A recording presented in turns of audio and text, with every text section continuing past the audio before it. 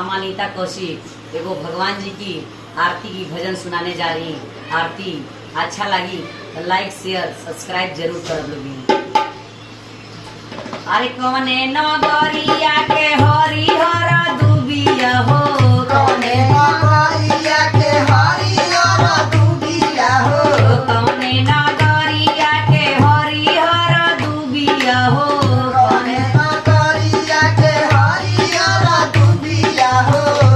अब कहाँ के सुंदर तिरियावा करेलिया रतिया, अब कहाँ के सुंदर प्रिया करेलिया रतिया, अब कहाँ के सुंदर तिरियावा करेलिया रतिया।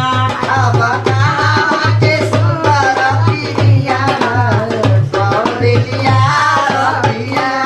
अरे अयोध्या नगरिया के हरिहर दुबिया हो, अयोध्या नगरिया के हरिहर दुबिया हो, अयोध्या नगरिया के हरिहर दुबिया हो। अयोध्या नगरिया के हरिहर दुबिया हो।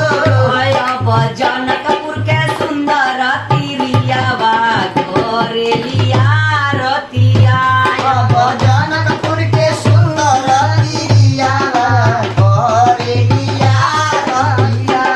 अब जनकपुर के सुंदर तिरियावा करेलिया रतिया। अब जनकपुर के सुंदर तिरिया करेलिया रतिया। हाय हाय ब्रह्मा जी के आरती हो, विष्णु जी के आरती हो, ब्रह्मा